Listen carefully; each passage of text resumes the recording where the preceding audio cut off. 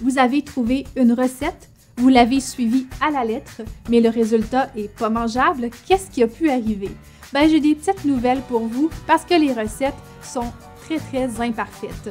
Il faut d'abord savoir qu'il y a un grand nombre de recettes publiées en ligne et même dans certains livres qui n'ont jamais été testées. Pourquoi? Ben, développer une recette, ça coûte cher. Donc, pour économiser de l'argent, il y a des gens qui publient des recettes sans les avoir mises à l'épreuve et c'est vous les cobayes. La deuxième chose, c'est que vous n'en êtes peut-être pas conscient, mais il est possible que votre four ne tienne pas la température qui est affichée sur le cadran. Pour régler ça, il faut acheter un thermomètre pour le four puis comparer les deux afin de pouvoir calibrer votre appareil en conséquence. Ensuite, troisième phénomène, l'imperfection des mesures. Donc, si une recette est en tasses à mesurer plutôt qu'en grammes, mais à ce moment-là, il est possible, dans le fond, que vous remplissiez plus ou moins la tasse ou même que le produit que vous utilisez, par exemple la farine, se compacte. Si ça arrive, ça veut dire que pour la même tasse à mesurer, il va y avoir plus de farine peut-être que dans la recette et à ce moment-là, ça peut ruiner votre gâteau ou votre pâte à biscuits.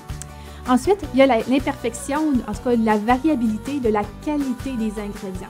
Pensez à une crème de carottes qui aurait été développée par un chef au mois de septembre alors que les carottes sont à leur maximum sucrées, gorgées de soleil. Donc à ce moment-là, la crème va être délicieuse. Mais si vous faites la recette au cœur de l'hiver avec des carottes qui ont été entreposées et qui n'ont pas vraiment de saveur, bien, la crème pourrait être fade ou encore amère.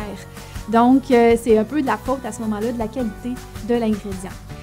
Finalement, il y a la question fondamentale des goûts et des préférences personnelles. Donc, la recette a été développée par quelqu'un en fonction de ses préférences personnelles ou pour ce qu'il pense être les goûts de la majorité. Mais vous êtes la seule personne à percevoir les goûts et saveurs exactement comme vous le faites. Donc, c'est pour ça que ça vaut la peine d'apprendre à modifier, assaisonner, corriger les goûts des plats en fonction de ses préférences personnelles.